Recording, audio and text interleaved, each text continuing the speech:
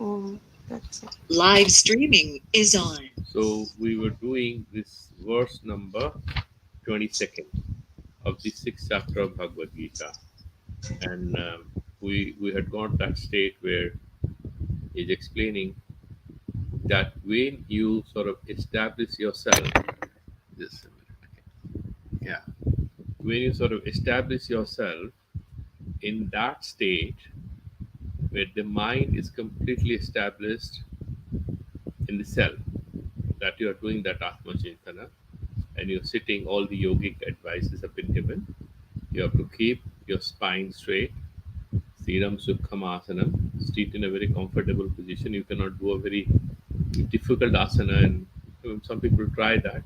The idea is to be comfortable, spine straight, and you do not completely close your eyes, because there are two threats whenever you are trying to sit and either study or do any work. But most important, when you're trying to meditate, the most important threat you face are two. One is lawyer, the other one is vikshepa. Lawyer is that you'll fall asleep. The mind will suddenly fall asleep, and then it will start dreaming. That is not meditation. You remember that earlier there was a verse that this Atma is Buddhi Grahya. And why this mention was mentioned, that it's Buddhi Grahyam. Sukham Atyantikam is the ultimate happiness that you get, and it's Buddhi Grahya means you cannot sleep there. The happiness that you enjoy in deep sleep, they call it Ananda, but that is not going to lead to Atmajnana. Otherwise, we don't have to do any sadhana, and a lot of people who are falling into coma because of a medical condition, or we might sleep because we are extremely exhausted and tired, and will get up Atmajnanis. No, the mind goes into a state of non-activity or absence of activity, doesn't fill us with wisdom. What that does is it releases the stress and kind of relaxes the body. Hell lot of good things happen to us. Without sleep, all of us will go mad. That is the basic minimum that we require. But to be aware of yourself, to transform your consciousness, the transformation doesn't happen. But now there's a lot of discussion, there's a lot of research in the psychology departments in the best universities, who have found out that actually in sleep, the mind is not sleeping. The subconscious keeps working. They are the backroom boys, they keep working, and many times you'd find that you may be, because of a particular event in a party, somebody said something, or you lost something, you go to sleep. You sleep, but the mind keeps working. It resolves a lot of things. So when you wake up, you feel better, you feel relaxed. And whenever there's a lot of physical pain, you go to sleep, the body keeps working. And that's one of the beauties, that we think that this is a physical thing. No, every cell is conscious, as Sri Aurobindo says. Every cell is conscious. Every damn thing in us is conscious. And everybody is doing their work. The way we are doing our work in the soul universe, every part, every particle of our body. And that's why in Sri Aurobindo tradition, they said that we have to transform ourselves. We have to work on our consciousness in a manner that the whole system gets transformed. Now, sleep is important but doesn't give us Atmajnana. Atmajnana requires contemplative meditation. In the Vedantic tradition and the Bhakti tradition, focus on God, Saguna Brahman. And that is also wonderful, not a problem. Because without going through all these stages, and anyway, everybody may not be tuned to do that contemplative meditation. Like even Buddhism, Tibetan Buddhism, they have the Vajrayana Tantra Marga. They also have Upasana Marga. They do a lot of green Tara and white Tara Upasanas. So meditation on the white Tara sort of gives you a lot of peace, and green Tara gives you a lot of energy. And so they have beautiful. And it's very much, very close to the pantheon of gods and goddesses we have. They have Saraswati, they have Tara, many other things. many of our gods just have sort of changed their names and have appeared as different people over there. Now, the third thing is atindriya, okay, and that particular thing is not accessible, that happiness, through your indriyas. Like you are in an extremely, just chilly weather and you wear gowns or you wear some woolen clothes, you feel very good. That kind of experiential happiness is not what is pointed at here in this text. And you know that, beautiful that word, vetti. You have that direct perception. Direct perception is not through eyes. You just experience it yourself. Vetti yatra na cha evam stitah chalati tattvaha. Then he doesn't get disturbed. That is the requirement, that when we establish there, we know, yeah, this is what a wonderful state it is, then you are not disturbed. That stays in the Niruddha Samadhi, in Patanjali Yoga Sutras that discuss this. In the ultimate stage, and there is a Dharma Mega Staradi, Ritam Rapaka, all great stages he crosses through, and ultimately he reaches a stage where he doesn't return. He enjoys it and he doesn't come back. And before that, we had mentioned how slowly you can do Uparamana, withdrawal of the mind, into the Niruddha Samadhi, Asampragyanta Samadhi, where even that ego consciousness. Then ego consciousness is also of two types that will come today. One ego consciousness is Asmi Iti, I am, that's all. No names and forms there. That you are, and that consciousness is Samasti Vachaka, that is at the Hiranyagarbha level. Ishvara, the Maya Upadhi, Brahman with Upadhi, the Maya Upadhi becomes Ishvara. He becomes a magician to create the samsara. Brahman doesn't create anything. These Ishvara then create, the first thing is that Hiranyagarbha is created, or Prajapati, he starts creating the samsara. That Hiranyagarbha does a sankalpa. Aham Brahusham Prajaya. Let me be many. Now, this moment he does that sankalpa, there has to be ahankara. So that is a samanya ahankara, samastivachaka, samanya ahankara, general ego consciousness, universal ego consciousness. In case of us, it becomes vishesha ahankara, or this vyasti, at the level of vyasti, samasti, collective, and then the particulars and the universal. At our level, we have specific ahankara. I am this is my mother, this is my state, this is my father, this is my teacher, all these ahankaras. And so he's saying yoga sevaya. How do you withdraw your mind? Practicing yoga. Yatra seva atmanatmanam paschan atmani tushyati. And this is one advice, that he sort of is satisfied. He doesn't look around after he reaches there. And how does he reach it? Atmanam Pashan. He is able to see himself with the help of his mind. What is that Atma? Here it is Viveka Vidya. That with the help of your Vivechana, with your analysis, with your understanding, you know this is exactly what it is. The rest of it is the predicate in the sentence. I am this, I have this, I'll go there. These are predicate part. Only I part is not connected with anything, and that you meditate on. And then this we have discussed, and you are like a lamp in a container without any movement of air, and therefore the meditation is not at all disturbed. Now today, and then he finally says that if you reach there, if you get that happiness, even if there is a major shock or a sorrow which visits us in life, we have reached that level of meditation, we shall not be disturbed. Some people, if you try to go to sit in meditation, a long time back, when I was your age, I used to go to, in Pondicherry, I was there. So there was this ashram where people go to meditation, this Aurobindo ashram. But in the evening when you go to meditate, especially in the autumn, or even because of the humid summer they have no rains in summer, they have winter rains. When you go and sit there for meditation, you are invaded by mosquitoes. Not one, sometimes in dozens. So you don't even know how to sit.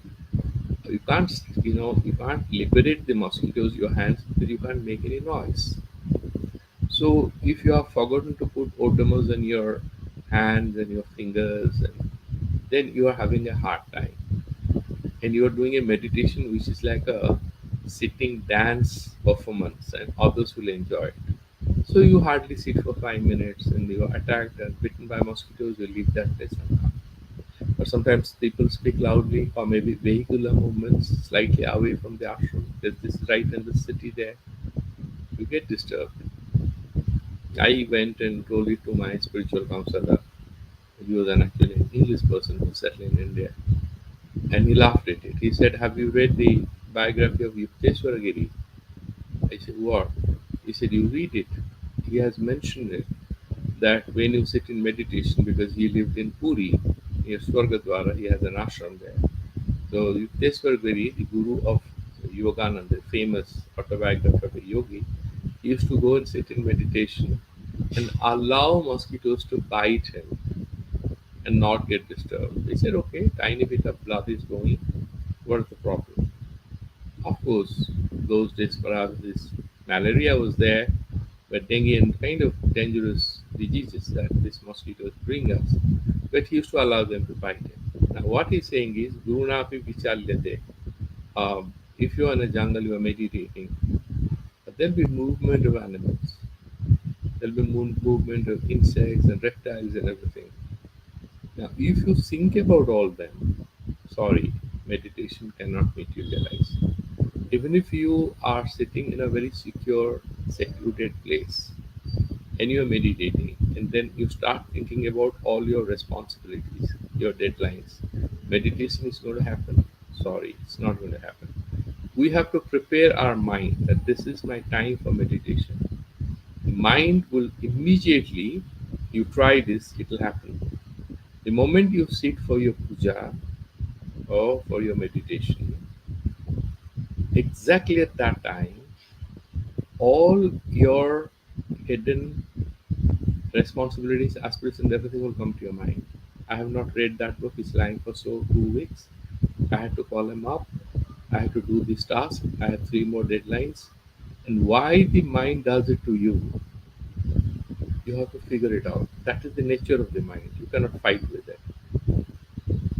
So we have to train the mind.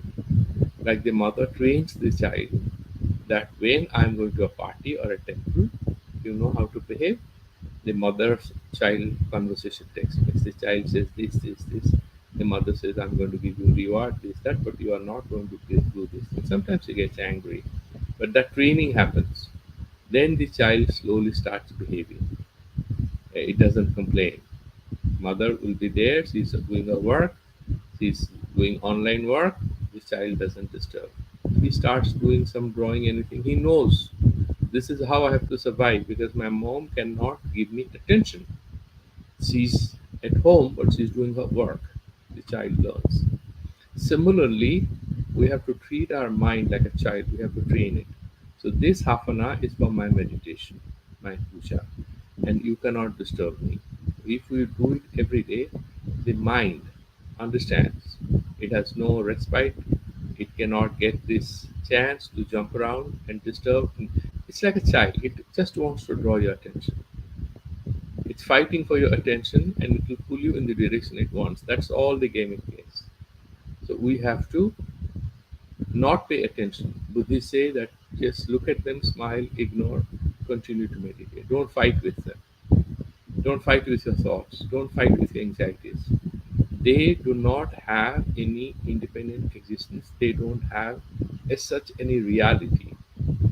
They disturb us. They are mental formations. These mental formations disturb us, but they do not have any reality like water bubbles. It doesn't have a reality. It appears. Clouds, they also appear, and these clouds vanish. We just have to withstand them by developing an understanding. That is the key to a mature way of dealing with our lives. Now, we'll go to the verse number 23rd. Here, he is now sort of advising all these good things will happen if we understand what yoga is all about. It's not that he's saying something very new. Bhagwan is, in a way, summarizing lot of things he has said so far. Let's do Ucharan of the verse number 23rd. Tang vidyat yuk dukha samyoga Tam vidya dukha vidyad dukha samyoga yogam yoga sangitam yogam yoga sangitam sa nischayena yoktavyo sanishchayena tavyam yogo nirvinna chetasa. yoga nirvana chetasa. Between yoga and nirvana there should be a avagraha. Avagraha is like an infinite mark, which means awe is there. Okay, tang vidyat, know that. Vidyat means janihi, please know. What to know? Yoga sanyoga vyogam, yoga sangitam. योग संयोग, योग के नाम से जो जाना जाता है. This is the definition of yoga. This is Sankhya is naming, name. Sanjitam is named. That which is named or defined or referred to as yoga, please understand that. Then he gives a lakshana or a particular way to understand it, the definition. What is yoga? Dukkha sanyoga viyoga. Now there are different interpretations people have given of this. What is dukkha sanyoga viyoga? That means that yoga you have a little dukkha and little sukha, little addition of dukkha and little subtraction of dukkha, sadness or pain. No, that's not the idea why that is written there. How many kinds of dukkhas we have as per this tradition? We have adhyatmika concerning our body mind. We have adhivautika, like rain, heat, cold, maybe there could be a reptile bite or anything. And there is adhidaivika, cyclones, floods, or some kind of an accident that happens at a larger scale where nobody escapes it. Now, all these Trivida Tapa, as they're mentioning it, it could be other ways also you can look at it. Now, this Dukkha Sanyoga happens when we are in samsara. We cannot avoid a few things, like rise in temperature, a lot of cold. Can you remove them? No, you cannot remove them. But the presence of these things are not in themselves responsible for what we are experiencing. There is a bully in your classroom. His presence is not necessarily the sole cause for how uncomfortable you are feeling as a front bencher. You are a bright student. That backbencher is going to target you. Every time you answer, he laughs. He does something. Such cases happen in schools. So this bright student, you are in the front seat, but how uncomfortable or comfortable you are feeling, he's there. He's an outsider, so far you are concerned. He is a variable. He is a factor of your unhappiness. But how you respond to is the most important immediate cause of how you feel, how we sort of respond to our situations. So let's imagine that somebody is shouting, he's drunk, he's saying some funny things, and then you're walking by. You don't pay any attention, walk forward, you don't even realize what has been said. You pay attention, you think he's trying to say something to you, you can have a fight, and you can go away from it after a while with a very heavy heart and a mind. Doesn't mean you will not pick up cases where you are directly being assaulted or your dignity is being questioned or kind of challenged. No. You have to respond, not react, as Buddhists say. One is respond because somebody is being cruel to a child. You have to respond. Is another thing is reaction. The moment we start reacting, the mind is getting trapped in it. It's not a conscious process. When you respond, you can plan the way you want to act upon that particular trigger, whatever is causing discomfort or pain or whatever. So, here what he's trying to say is that dukkhas that we get connected with have a lot to do with how we think, how we understand, and how we respond to them. Now, through yoga, what are we doing? This yoga is not only silencing of the mind, but also about educating our mind, training our mind. So, when we have properly educated our mind regarding what we want in life, that all the samsara which is around us, it just is a phenomenal thing, not the ultimate thing. You feel lighter and you are sitting in meditation. Whatever be the social, economic, political situation, when you sit in meditation and center your attention on the self, is saying that this yoga that you will do is going to reduce the pain or sadness or anxiety you may suffer because of your connect with the surroundings.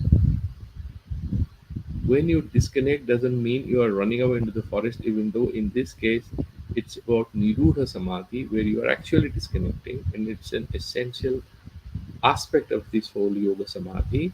Is saying that this practice of yoga reduces your pain and frustration and anxiety with the external world and also within because of your past experiences or memories and everything. Because you are not silencing the mind the way it turns silent during deep sleep. You are consciously meditating on it, you are doing vichara, and you are rejecting a lot of trash. You're washing them off, you're flushing them out, you're cleaning up your house, the house of your consciousness. So when you do this, you experience that Atmantaka Sukha, which is mentioned in the earlier verse. That yoga, please recognize that this practice of yoga is essentially to alleviate the pain you are experiencing in your everyday life.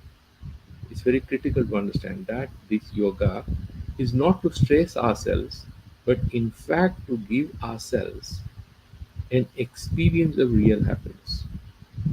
So that is the motivator. That's why Bhagwan is saying, please do you know, practice of this yoga reduces your stress level, your worries, your anxieties, your sadness, and you ultimately experience the ultimate sense of happiness and freedom by having Atmajnana.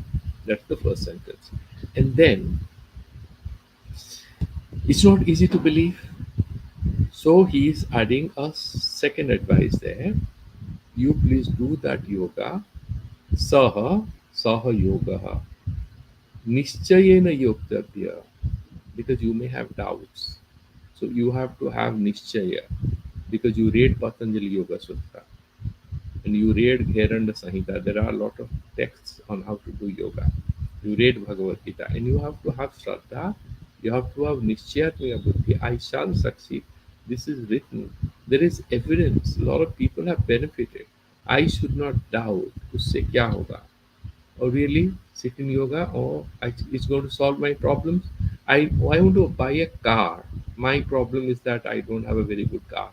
So this yoga is going to give me, yeah, if you indulge in that, no progress. Because through this yoga, you're improving the way your mind works, the way you respond to things, your performance are going to change, everything is going to improve. Takes time. And even if it doesn't matter. Because you can be very unhappy inside a good car and you can be happy without it. You have to have that wisdom in you. Then you will feel better. So Nishchayana yuktavya. Yuktavya means saha yoga yuktavya. You must practice that yoga. Karaniya. And then what? Yuktavya yoga anirvinna chetasa. Nirvinna means nirveda. Shurna. You are kind of despondent. You are depressed. It happens, you'll sit in yoga for a while, and then what happens? I'm sorry, why to waste my time? इससे कुछ होने वाला नहीं है, कुछ कुछ बता देते हैं. They say all kinds of things. These are all fraud gurus. Whatever is written, why India is so poor after so many years. All kinds of questions people ask, and they would like to dissuade you. This is this is that. Don't get into this. Doesn't help. The best thing is that you be like us. Let's go to club. Let's go to the cafe. Let's have a drink. Let's go for a film to the mall. All these kinds of things. And fine, they're there, but their agony, they may not discuss about it. Everybody, anyway, as they say, that every person on earth has his or her story, in which he or she is either a victim or a hero, or maybe partly both. And he has to tell that story. He has to or she has to self validate, accept that is the best way to be and move forward. Otherwise, he or she passes through a state called depression, anxiety, neurosis. So this is all understood. Everybody knows about it. But here we are not. This is not another story. This is not another story to be dissected. This is not another process of storytelling. It's not about brainwashing. It's about doing meditation, doing proper analysis, and actually figuring it out for yourself. So it is something which is based on verification through your own practice and experience. Doesn't work for you, you can discuss as to why it's not working. You can modify the process because we are not starting at the same location. Even all our destinations are actually one place. Our destination is one, but the starting points are different. So the routes we take may not be same. But as we progress, our journey paths will come together slowly. But at the beginning, our paths could be different. Ultimately, you are moving towards self realization. We need that Atmajnana. Then only we are going to have that ultimate sense of freedom. So he's saying there are two words: never allow yourself to feel confused or despondent that मुझसे कुछ नहीं हुआ और कितने जन्म लगेंगे. There is a lovely story which is always mentioned in Vedanta to inspire people, motivate people. The story is that there was this bird which had laid her eggs, and these oceanic waves came and washed them off and then took them into the sea. And the bird got angry, the mother bird. She started taking a little water of the ocean and putting that down some distance away. Other birds came and said, "What are you doing?" He said, "I will dry up this ocean. I'll take all the water from this ocean and I'll find the eggs that I had laid, and this ocean has stolen my eggs." And then other birds watched her. After a while, when they were convinced that this girl is so much in love with her future children, she is so committed, they joined her out of love and sympathy and respect. Then all of us, all of them, went and they'll pick up a drop of water and they'll take it and throw it somewhere else. And Narada, because he is the Sutradhara of all good and bad things, he looked at them. He's a spiritual guy. He said, "What are you doing?" He says that the bird said that we are going to dry this ocean up. He has stolen our eggs. Narada thought this is a moment to create some conflict. So that is his job. He'll create some conflict. A very spiritual person. So he always creates conflict to drive home the ultimate truth. So he immediately goes to Garuda. He says, "What are you doing?" He says, "Nothing. I'm working for Lord because we have to go for Vishwa Parikramana." He laughs. He said, "You're wasting your time. Do you know what has happened? Your relatives, how good are they? Do you know about it?" He said, "Which relatives?" "You see those tiny birds on the sea beach? Their eggs have been stolen by none other than Mahalakshmi's father, the Sagara. And so why don't you do something about it? These are they belong to your clan. You are a bird. They are birds." And the mother bird is crying. Her eggs were stolen, and she has decided, resolved to dry the ocean up. Have you heard of it? उसको खाने का सोच रहे हैं. So वो बूंद बूंद जल लेके दूसरे जगह छोड़ रहे हैं. A lot of people think they have gone mad. Maybe they have, but why don't you try to help them? End of the day, they belong to your clan. God just wanted to know what it is all about. He thought Narada is up to some mischief. So he immediately flew there and he found the birds are actually hundreds and hundreds of birds just picking up one drop of water and throwing it somewhere else and coming back. But ocean is so large, they cannot do anything. So then Garuda stood there and shouted at the Sagara Devata. He says, "Oh Varuna Devata, please come over. I need to have a word with you." Varuna said, "What happened?" He said, "Have you stolen eggs of this little girl?" Varuna says, "I am not aware." He said, "You are not aware? You please return the eggs to her, otherwise I'm going to drink you up. Or I'm going to flap my huge wings and you do not know I look like a very tiny bird, but I'm carrying Lord of the universe. I'm his energy. I'm going to dry you up." Then Sagar Devta didn't want to have a conflict. He went and then found the eggs and returned the eggs to the little girl, the girl bird who had lost her eggs. She was happy. They all had a party. They celebrated. There, the moral message is like this, that when you start doing something auspicious, something great, however big the task may be, when you become sincere, when you start striving, instead of relying on anyone, the bird didn't know about Garuda. You don't care for anyone.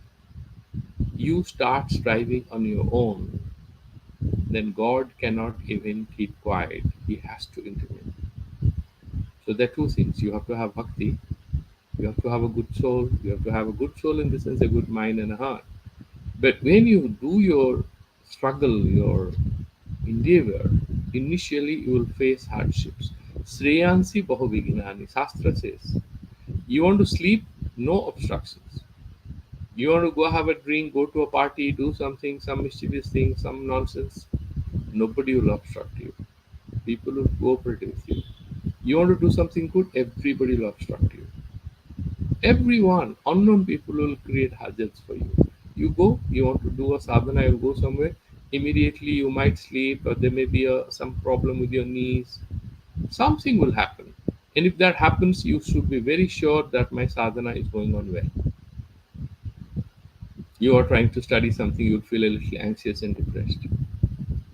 You do a japa, you feel, why am I doing this?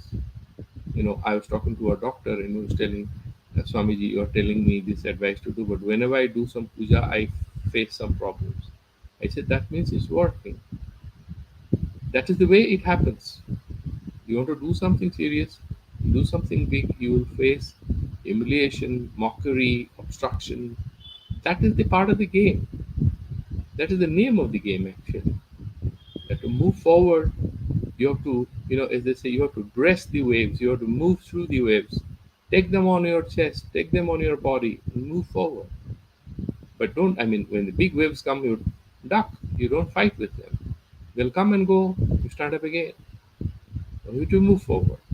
That is the advice. Therefore, what he's saying, nirvinna chetasa, that you should not lose your patience, you should not, so nischayena, complete confidence that you have to have. Yes, I shall do it.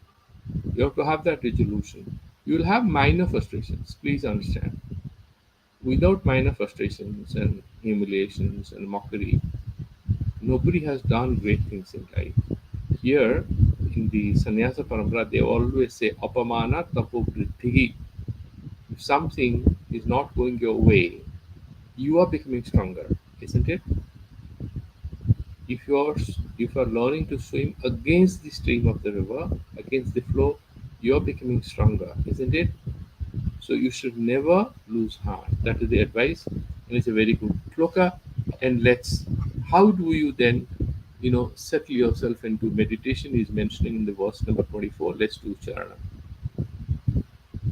So here, what is the kartavya prakara? How to now be uh, without any distraction? How to go and live at that level of yogic samadhi? How do you establish yourself? Is advising. Sankalpa prabhavan kamangs Sankalpa Prabhavan Kaman त्यक्त्वा सर्वानशेषतः त्यक्त्वा सर्वानशेषतः मनसैवेन्द्रियग्रामम् मनसेन्द्रियग्रामं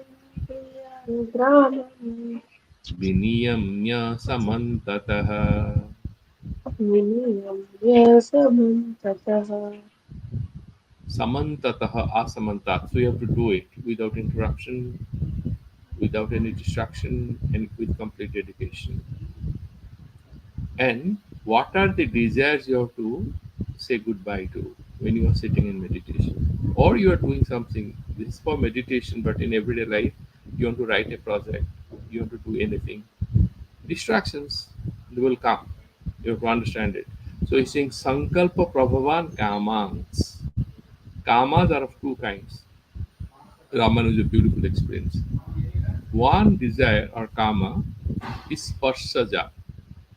It's very chilly, it's very hot. You want an AC, it's very cold, you need woolen clothes, you need a hot soup or a coffee, right? So you have that is one kind of desire because of your connect with the external reality, external variables and factors. The other one is sankalpatmaka because of your own sanskaras, old ideas, old habits, whatever you have inherited. Now, he is saying here, how do you deal with these two sets of desires? The desires or the kamas that are emerging in you as a result of your contact with external reality is very hard. You can get agitated and you can stop doing your work. You can stop doing, but if you look at the whole world, you'll find a lot of people. We're sitting in the room and you're finding it very hot. You go outside, you see vendors selling vegetables whole day outside. That is how you can train your mind to feel much better. That is to deal with the sansparsaja kamas, the desires or the restlessness that emerges in us. The other one is which is born out of our own sankalpa. I want to do this, I want to do that. Those aspects, which is because of our own past habits, memories, aspirations, those we have to say goodbye to, wash them off, because these are internally generated trash, generated inside, from inside. We have to keep cleaning. There is no other way to deal with it. It's like the walks in your ears. You have to clean them once in a while. There's no other way. Or it's like something which is there in the nose. You have to dig your nose, clean it up. Maybe use some saline water. But you have to clean it once in a while. It's going to be there. It will disturb you. It will cause infection. And so you have to deal with it. It gets generated. You cannot clean it and say, fine, I have cleaned it. No, it's going to come again. A lot of things come again from within. Part of the way we live here, part of the way this whole machine runs. And therefore you have to clean them. Asesataha, you leave some desire, it will expand again. It's like if you're cleaning something and there is some fungus or something, unless you clean it properly, that tiny thing will expand again. So asesata nirmula, remove along with the roots. And then how do you control yourself? We're saying manasa eva indriya gramam. How many indriyas we have? Six. What are they? You have the ears, the eyes, the tongue, the rasanendriya, the ghanendriya, the nose, the sparshendriya. No, I'm telling you about don't have to burn your skin to avoid sparshendriya. The indriya devatas we imagine, these are subtle. The physical parts are not the indriyas. The subtle identities, which is there, that itself is called. Here we are identifying that all of these things have their indriya devatas, the adhishthatri devata. Now you control them, withdraw your senses, and mind is the sixth sense. Withdraw them. Viniyamya, you cannot get rid of them. You control them and control them samantataha without tiring. You have to do it. Then you will tell me, but that is almost impossible. I am trying. It's not easy. You think I'll do all that at one go and then you are promising the moon? I'll get Atmagyana, I'll be happy. That's very easy to talk about all that. It's not possible. Then Bhagavan is saying to Arjuna something very sweet. And let's take that. It's very important sloka. And this I encourage you to just remember it. It'll help a lifetime. Sanehi Saneiruparame शनैः शनैः परमे Buddhya Dhritigrihitaya बुद्ध्या धृतिगृहीतया Atmasangstam Manah Kritva आत्मसंस्थं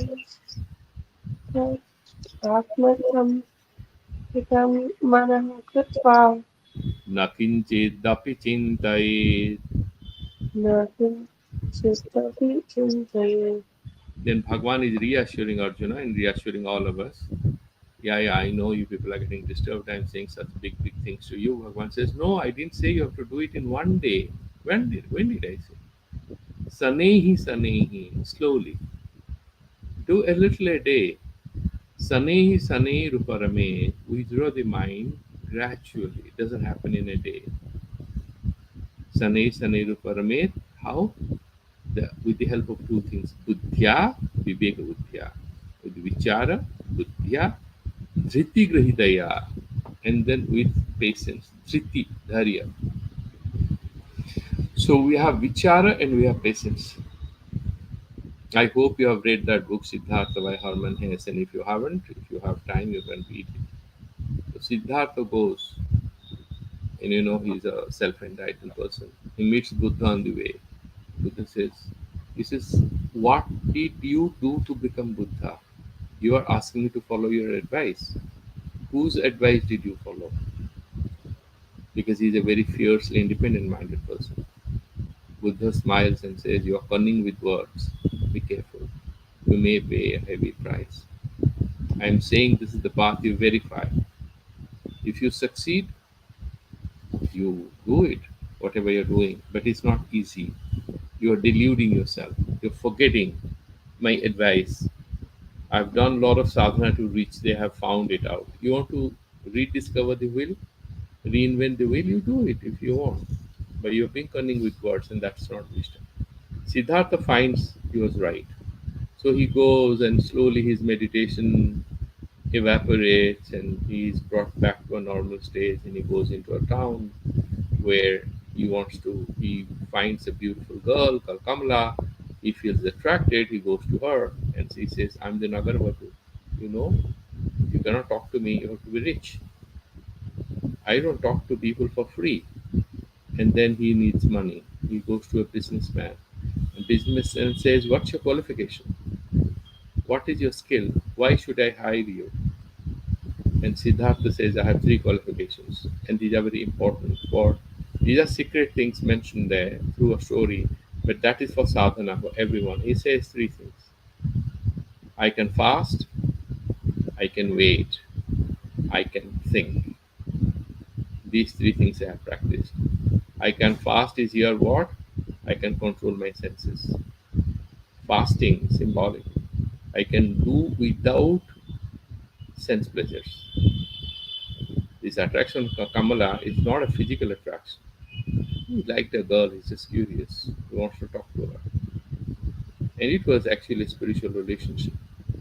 So, of course, he's driven by senses in a such subtle way, but he can withdraw his senses. He's not a guy who can go mad after anything.